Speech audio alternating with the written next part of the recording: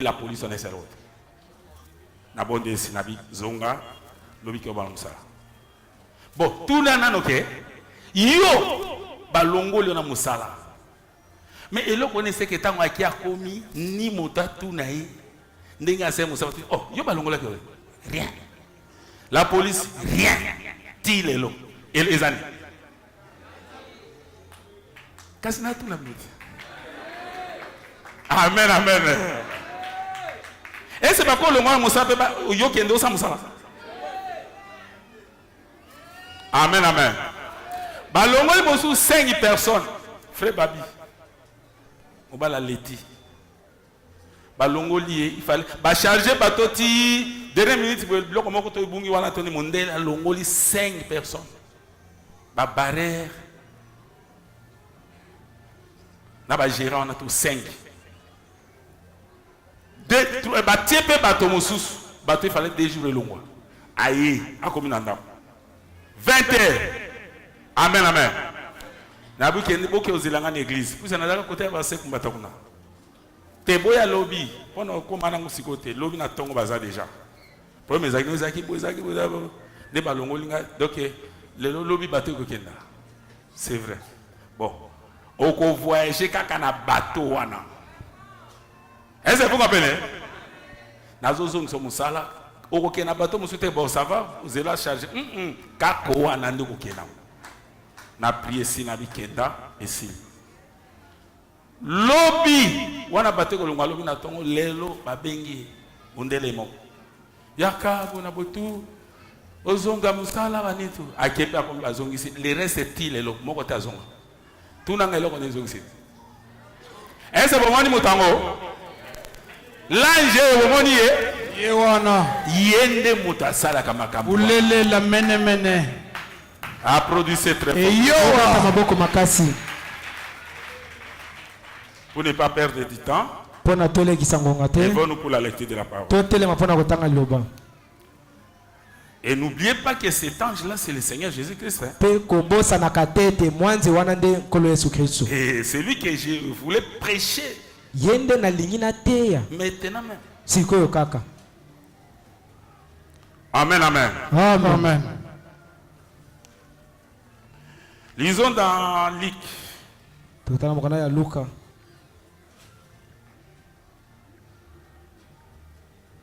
oboyoka ko non pasteur azana nzambe nzambe kozana nzambe nde kozana l'ange amen. est-ce que on a déjà bisika tout botambo on a déjà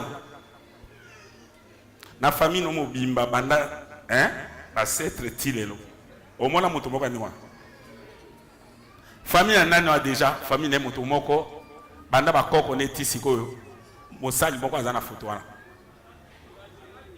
ezara pour vous montrer que ba serviteur ya solo bazaka muke Amen. bazali mais bazamuke amen amen Amen. Ou on a un véritable serviteur, ou il y a une vérité, puis vous avez Saint-Esprit côté de l'école. Pour l'ange, nous tapons ça Saint-Esprit.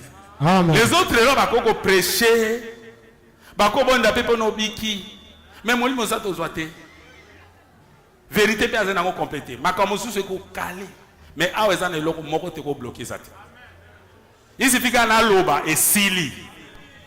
Amen, amen. Amen.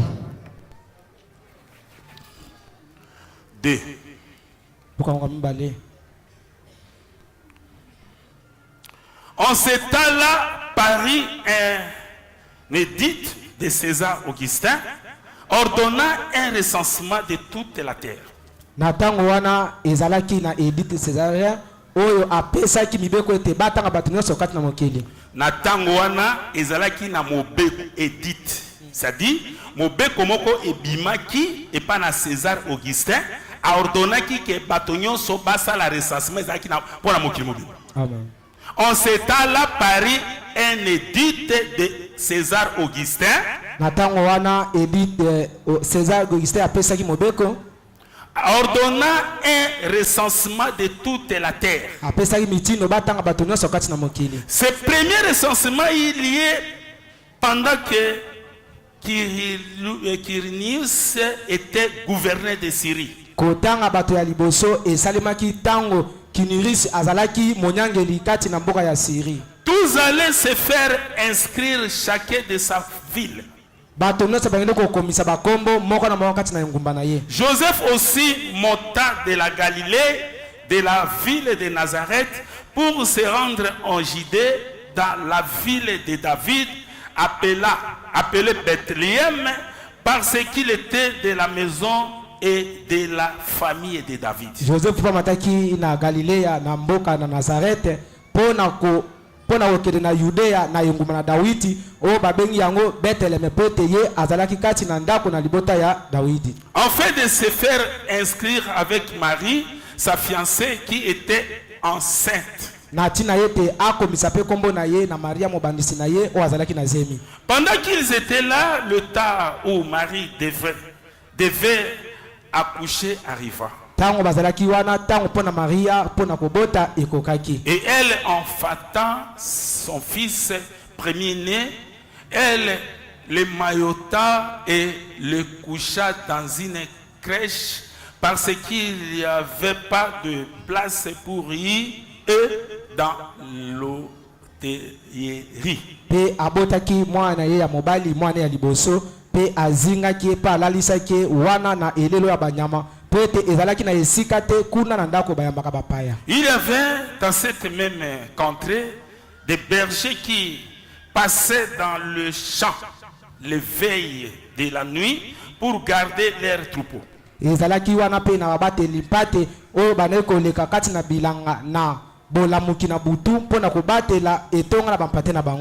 voici un ange du Seigneur leur apparut et la gloire du Seigneur répandit autour d'eux.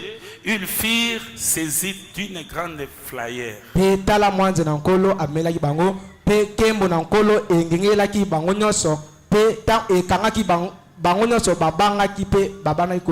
l'ange leur dit: ne crains point, car je vous annonce une bonne nouvelle qui sera pour tous les peuples le sujet d'une grande joie.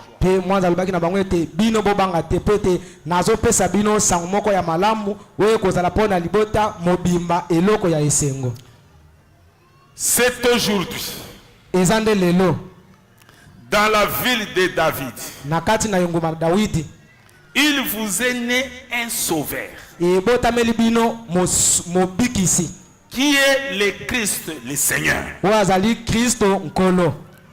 Le Tout-Puissant, notre Père Céleste, nous sommes finalement reconnaissants au Dieu Tout-Puissant. Couvrir toute la salle au Seigneur, couvrir aussi moi, ton humble serviteur. Bénis chaque oreille et chaque cœur qui va accepter cette parole. Seigneur, nous te laissons tous entre ta main puissante. Nous croyons que tu es déjà au milieu de nous et tu vas faire de grandes choses. Dieu Tout-Puissant, merci pour ta présence, merci pour ton peuple que tu avais été mourir dans la croix pour eux, qu'ils sont devant toi, ô Seigneur. Et je les demande que tu puisses les bénir richement, qu'ils ne puissent pas retourner tels qu'ils sont entrés. Ceux qui sont malades, ô Seigneur, puissent les guérir et répondre à tous leurs besoins. Je crois que tu as accepté, accordé ce que j'ai demandé au nom de ton Fils Seigneur Jésus-Christ. Nous t'avons pris ainsi. Amen. Amen. Applaudissez très fort pour le Seigneur Jésus.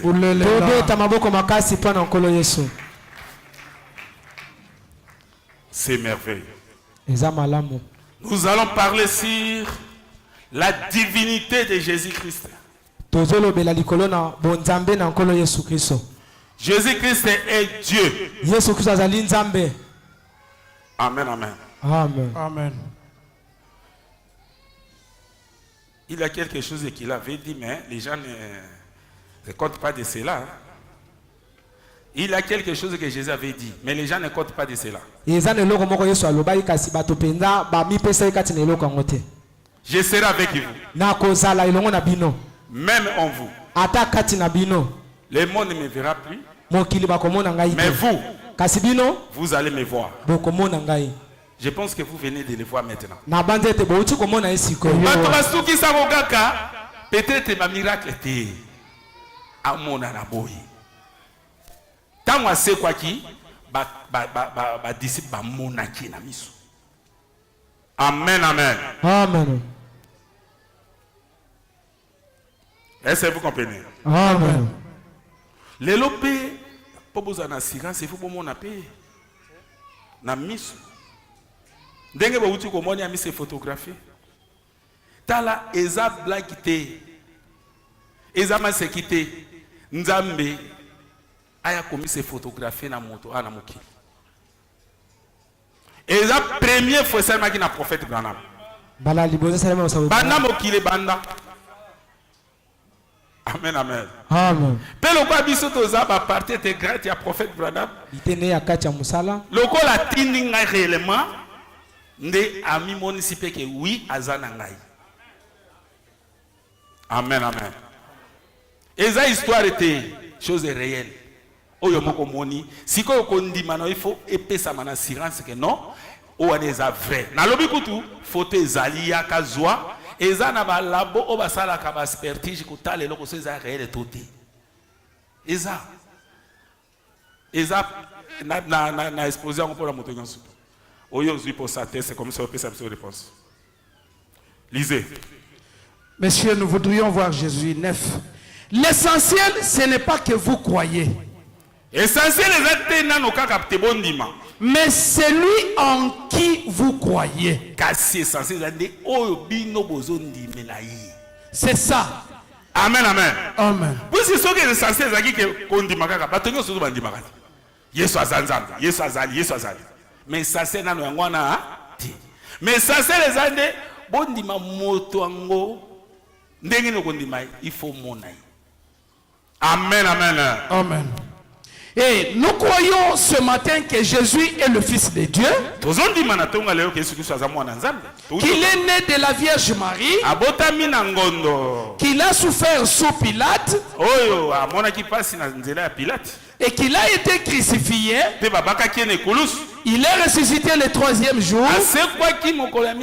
Il est monté au ciel. Il est assis à la droite de la majesté divine ce matin. Loboko, ça dit na nguya na bonzambe na ye na trône na ye. Ce matin, na tongale. Vivant à jamais là pour intercéder sur base de nos confessions. Azobi kawana libela na aza éternellement pe azo sambela pona o biso toza ko confesser. Donc, il ne peut pas intercéder pour nous avant que nous nous confessions d'abord qu'il a accompli cette œuvre. Amen, amen. Akokina no te ko bonde la pona yo liboso na no yo ondima ke ye azanzambe wazaki esprit aye kozwa nzoto pe akufi asopi makila ne pe azongi na kiti ona soko ndibi bonde ako confesser ako bonde la pona yo. Ça c'est la bonde la pona. C'est une œuvre achevée. Eza mosala komisa ngona suka. Amen. Eloko moko etika lisusu ezate. Yo fondimela ye ke azanzambe. Amen, amen. Amen. Na la kisa kino makambe bela. Mais toujours continuer. Amen. Pour ne pas encore retourner arrière. Pour na kozonga sosi mate. Amen, amen. Amen.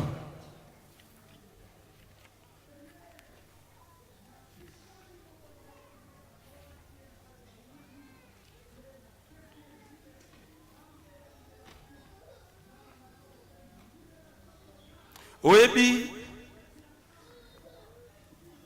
moto soki azobetela lisolo ya Seigneur Jésus-Christ oyo ayoka abetele lisolo oyo azobeta na Pierre azalaki na eboyi na bajean yo ndimalani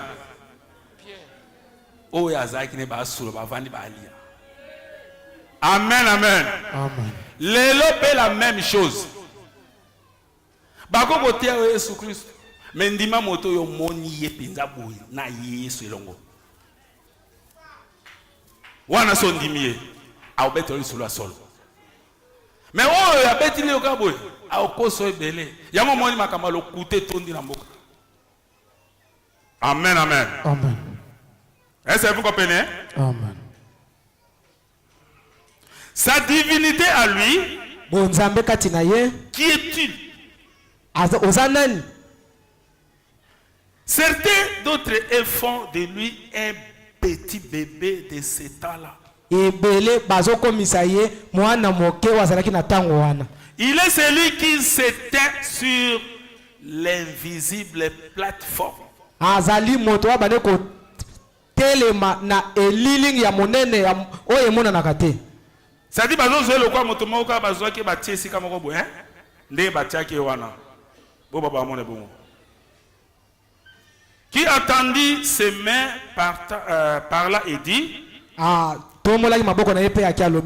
que la lumière soit. Et il lit la lumière. C'était Jésus-Christ. Car il était dans le monde. Et le monde a été fait par lui. Et le monde ne l'a point reconnu. Il est la divinité de Dieu.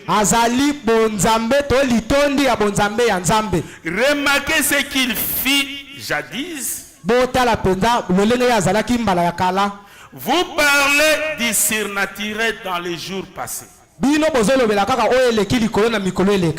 parlez des cris lorsqu'il accomplit ces choses miraculeuses. Pour créer des choses qui n'existent maintenant à partir de celles qui n'étaient pas.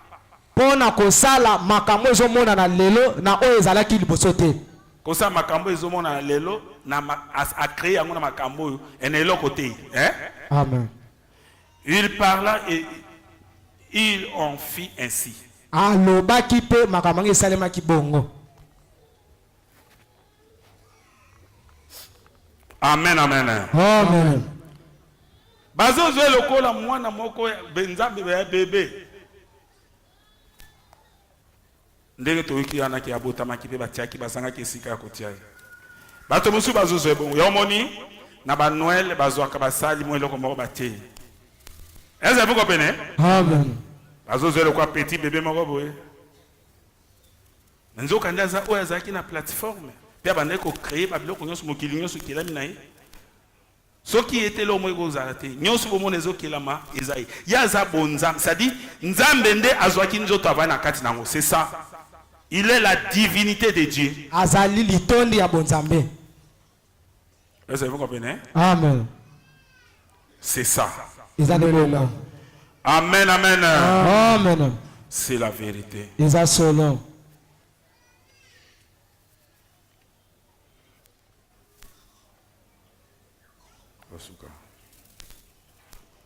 L'approche à laquelle Dieu a pourvu pour la communion, vers 6.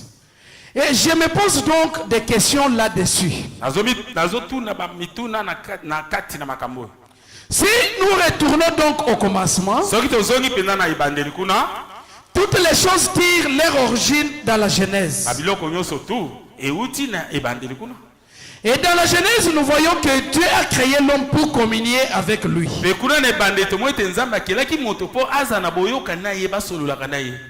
Dieu aimait descendre et communier avec son peuple.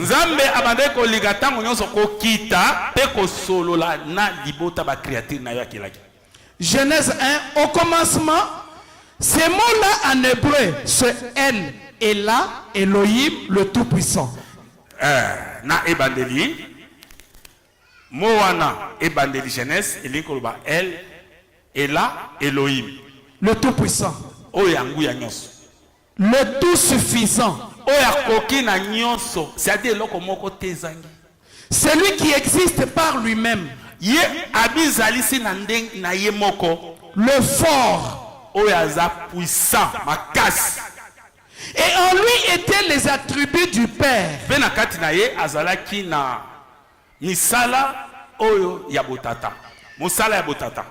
en lui était l'attribut du Fils. En lui étaient les attributs du Sauveur. Les attributs du guérisseur. En lui étaient les attributs d'être Dieu. Il n'y avait que Dieu et Dieu seul. Maintenant, ses attributs étaient en lui. Cela a produit quelque chose pour l'adorer. Yango bimisi eloko moko boye po ebanda kokumbisa ye akoma nzambe. La première chose qu'il avait créée, c'était les êtres angéliques. Est-ce que vous comprenez? Amen. Il avait la tribu de Dieu. Azalaki na iteni ya bonzambe. Il n'était pas encore devenu Dieu. Akomaki na nzambe te. Parce que Dieu c'est l'objet d'adoration. Pote nzambe ne moto oyo bazokumisa ye. Avant qu'il puisse devenir Dieu, Liboso ya koma nzambe, il a créé des anges. asalaki na banzelu. Et quand les anges ont commencé à l'adorer, Pe tango banza bakomi kogumba à melaye. ce moment-là, la tribu de Dieu est devenue réelle. Na tango wana mosala ya bonzambe ekomi solo. Est-ce que vous comprenez? Amen. C'est cela. Yango ne bongo. La première chose qu'il avait créée, c'était les êtres angéliques. Et ces êtres angéliques l'adoraient. Ils ne pouvaient pas tomber. Ces êtres angéliques ne pouvaient pas tomber. Puis il a mis l'homme dans la chair. Il est tombé par le libre arbitre.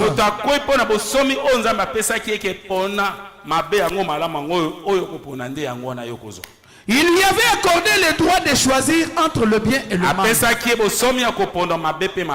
Mais Dieu au commencement, je pense, c'était le temps le plus glorieux.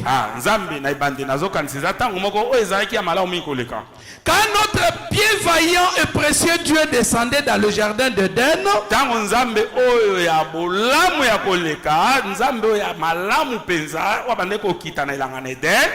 dans la fraîcheur, et qu'il parlait à Adam et Ève, et ils communiaient.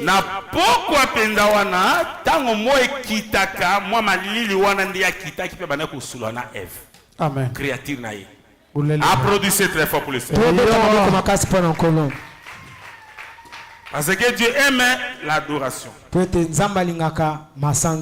aime qu'on puisse l'adorer.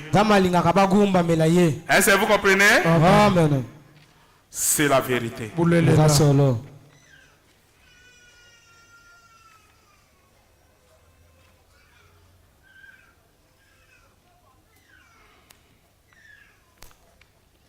Amen, amen.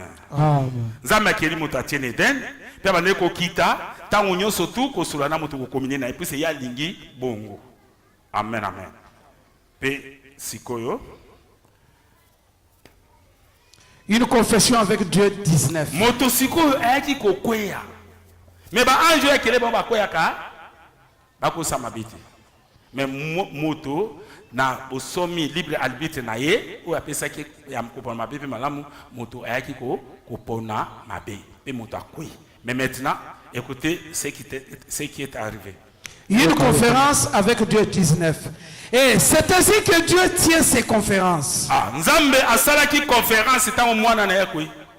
Et faisons un recul dans le temps passé et considérons quelques conférences que Dieu a tenues avant celle de ce matin.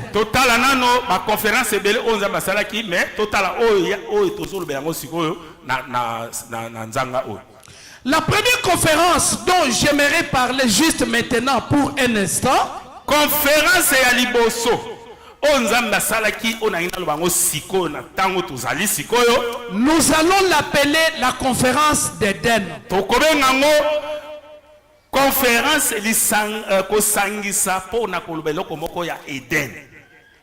le message venait d'être reçu au ciel.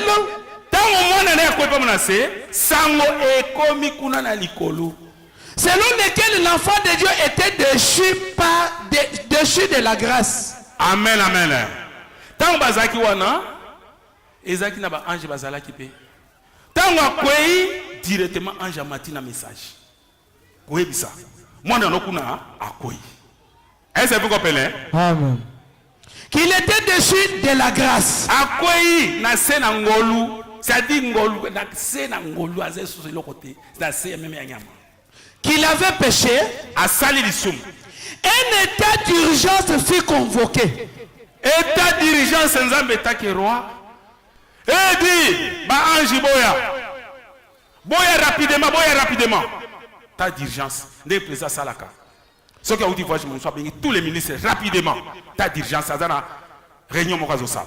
Amen, amen. Amen. Ta d'urgence, c'est moi que ça est mis à ma bengi ba ange. Dieu a dû prendre des anges et descendre du ciel. Nzambe azwi ba ange pe akiti na bango ko uta na likolo. Parce que son propre fils était tombé en désobéissant à ses lois.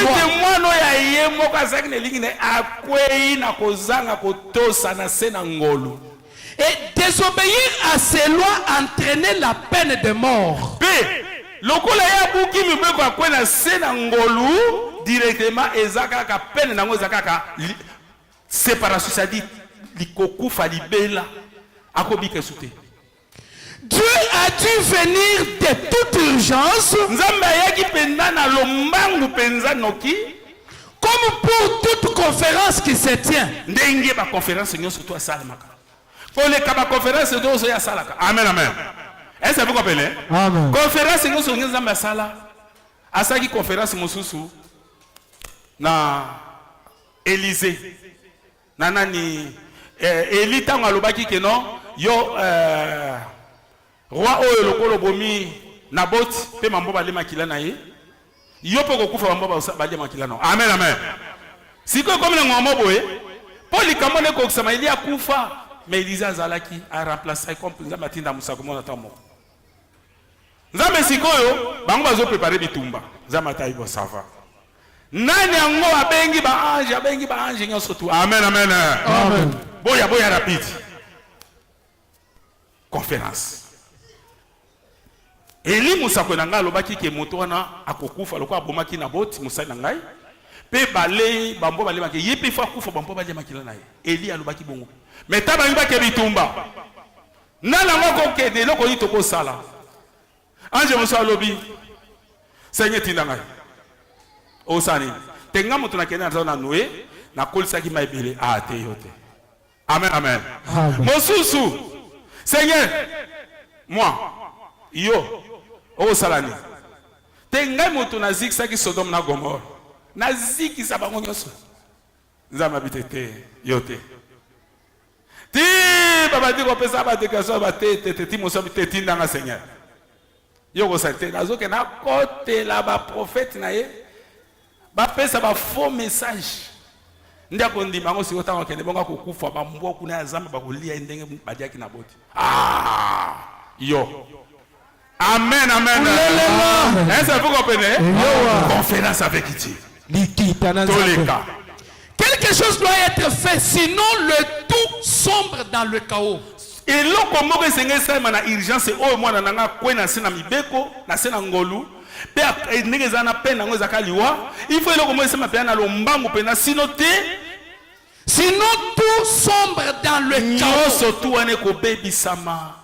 Sa propre création. Donc, et Dieu a choisi un certain arbre. Un certain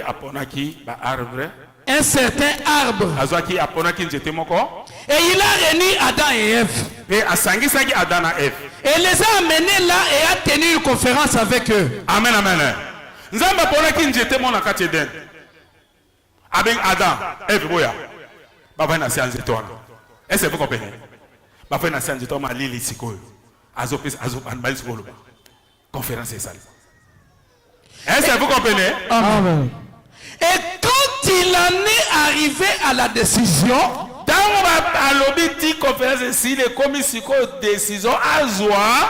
a pourvu à une voie de secours pour ses mortels.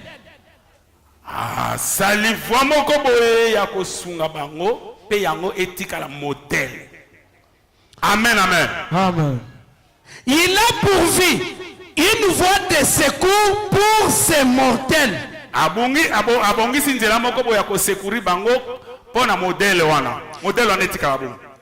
Et il a dit, ta semence écrasera la tête du serpent. Et la tête de ce serpent te blessera le talon. Amen. Applaudissez très fort. Est-ce que vous comprenez? Amen.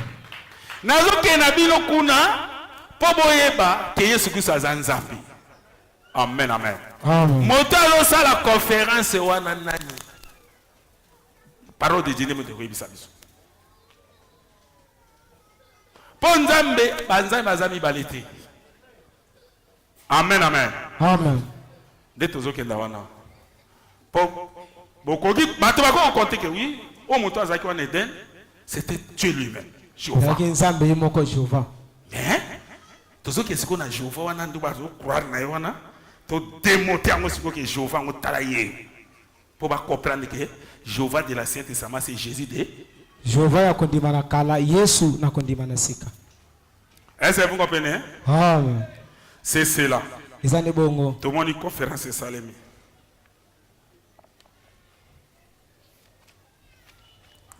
Amen, amen. Amen.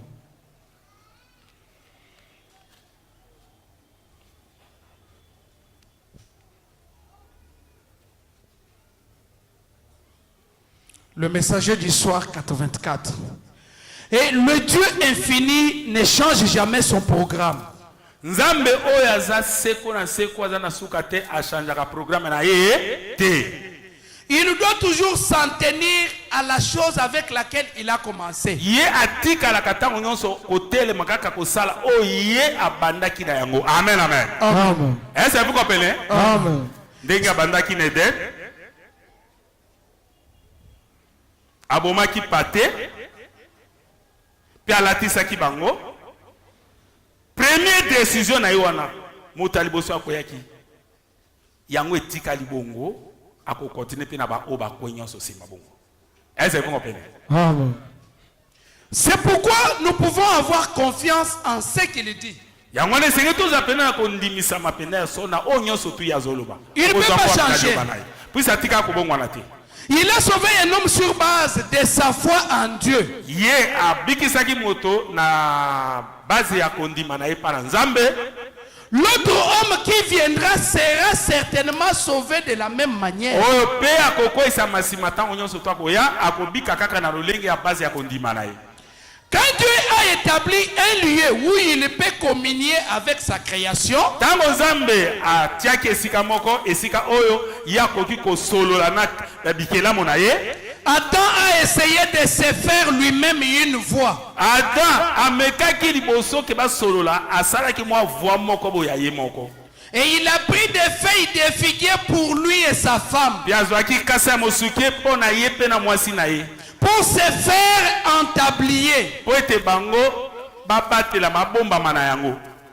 Dieu a rejeté cela. Nzambe aboyaki yango. Et Dieu a décidé du programme. Pe Nzambe a décidé programme moko boye. Il a décidé plutôt de la base sur laquelle il rencontrerait l'homme et communierait avec lui. Peye a décidé na base moko oye akokutana moto pe azongisa boyokani. Et c'était sous les 100 versets. Pe yango ezalaki na se na makila oyo kokosopana. Et il n'a jamais changé cela. Pe atika kobongola ngoti. Amen.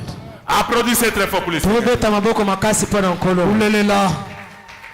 Est-ce que vous comprenez? Amen.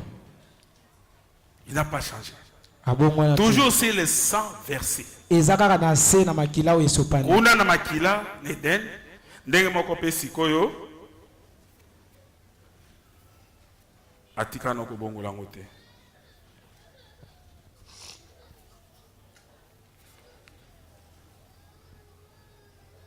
Jusqu'ici. Conflit entre Dieu et Satan 55. Ne le feriez-vous pas ce matin pour vos enfants qui sont des pauvres gens sans appui? Est-ce que bino boko ko sala ngote pona banda na bino oyo baza ba pauvre o bazangi eloko eko sunga bango? Amen, amen. Amen. Nzamba sala ki pona bana nayi. Yo pe para lelo poko sala te so likamandenge le kutio mwana pe azana poema obo sala pe bon. Est-ce que vous êtes au sala? Parce que vous êtes son parent. Est-ce que vous comprenez? Amen. Et qui ne peuvent prendre soin d'eux-mêmes. N'est-ce pas que vous vous démenez, travaillez et faites tout ce que vous pouvez pour procurer à vos enfants le mieux possible ou le mieux dont vous êtes capable? Est-ce que vous avez ko se pulmoner po bo lukelo komoko po ete bo lesa bana na moyen oyo kozana ngo po lesa bana na yo ndi yango na osala kango. Amen, amen. Amen. Ozo sala parce que parents na bango, ozo mona ke ndako ezana nzala, fona ke na sa musala, na tekata mai, na pusa ta pusu, na memata biloko, mais na zoaka quelque chose koko sunga libota na ngapo bali abana bazana nzala. Bosala kango. N'est-ce pas ça? Ok. En effet, vous êtes des pères et un parent. Ozali tata, ozali moboti. Et si c'est là, et que je pourrais dire la vérité terrestre. Soki na koki koloba bosolo penza pona makambo etali tata oya se azo sala ekoluta boni pona tata ya likolo. Et la paternité provient de Dieu. Botata euti nde na nzambe, nzambe na za père, premier père. Tata ya liboso. Amen, amen. Amen. Parce qu'il était le premier parent. Ne pensez-vous pas que Dieu, ayant vu ce que serait Satan, ce que ferait Satan, il a donné à ses enfants et leur a procuré la meilleure chose qui pouvait leur être procurée.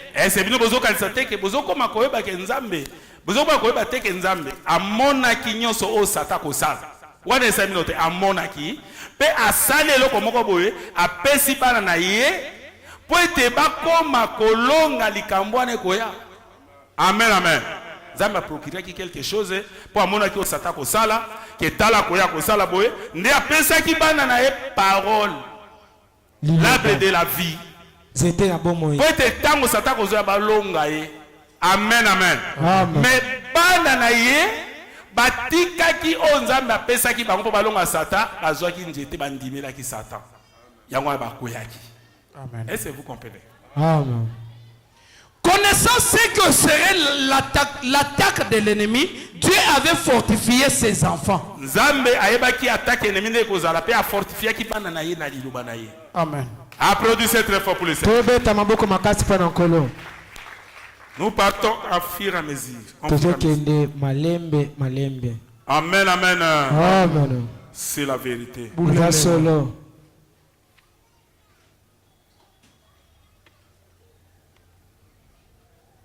Hébreux chapitre 5 et 6, première partie, paragraphe 88. Maintenant, tendons vers la perfection. Perfection. Jésus a dit, soyez donc parfaits comme votre Père Céleste est parfait.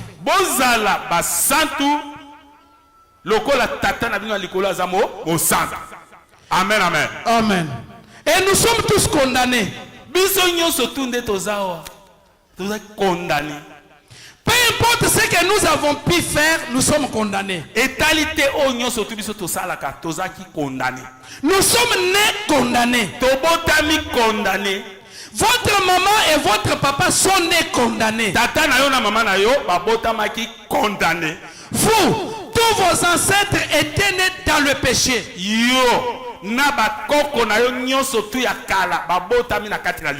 Formés dans l'iniquité.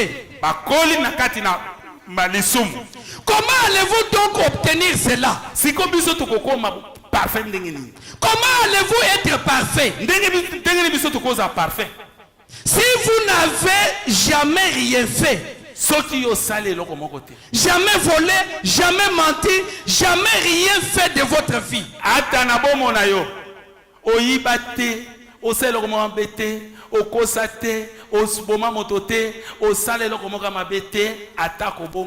vous êtes né condamné.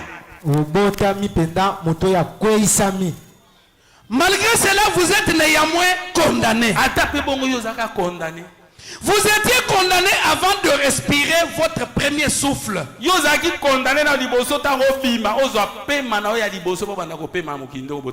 Vous étiez condamné. C'est exact. Vous étiez jugé par Dieu avant de respirer votre premier souffle. Amen, amen. Amen. Comment? Parce que il y a Adam et Ève. Au bazaki chassé Néden. eza nzela wana nde yo botami nango. Donc à partir na kobota makabongo za ko condamné. Est-ce que vous comprenez? Car vous étiez jugés à cause du désir sexuel de votre père et de votre mère qui, par leur acte, vous ont amené ici sur la terre. Yo, ozaki condamné, na tina na amour, oyo esalmaki na tatona mama na yo, kobala na bango, tamba boti yo, kobota mawanda, yo ozaki condamné, puis obota mita na olengo nzambe alingaki te tobota. Et Dieu a condamné cela au commencement. Nzambe a condamné qui a les bandeli. Et vous êtes condamnés pour commencer. Yo, comment vous êtes condamné bosonano? Oui, babou. Ou donc vous et toute autre personne sur la terre a été condamnée avec vous. Atanawa moko na bino, tope moto nyoso to moki azaki condamné liboso botama. Où irez-vous donc obtenir la perfection? Si kobino moko zwa kobonga be wapi, puis c'est Jésus abi, soyez parfait comme votre Père est parfait. Est-ce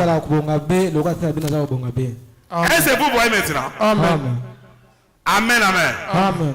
C'est dans cette étape-là que Dieu avait formé un corps pour descendre et devenir un agneau de Dieu pour notre péché. Nous allons arrêter. Amen, amen. Amen. C'est la vérité, Seigneur. Merci, Seigneur Jésus. Exposé 336, deuxième partie. Le principe de la création de Dieu.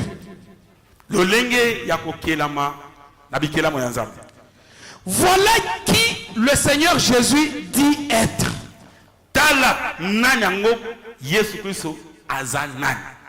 Seulement, ces mots n'ont pas exactement le sens qu'ils nous semblent avoir à première vue. Mo oyo komona ngo liboso eza penza te na sens oyo tozomona ngo.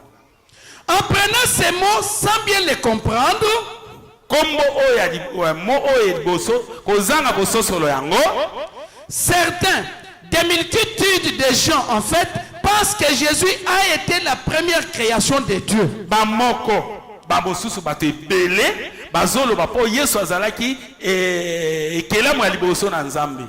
Ce qui les rendrait inférieurs à la divinité.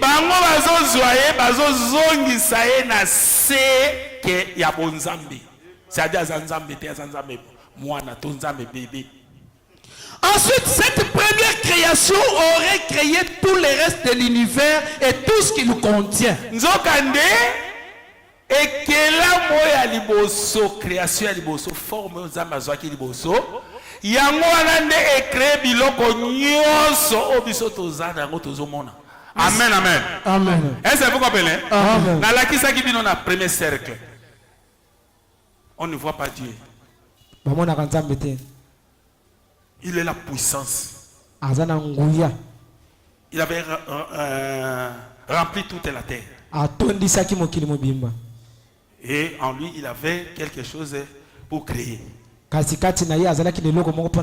Ils avaient vu ça dans la vision. Mais il n'y a pas un autre lieu pour qui puisse mettre cela.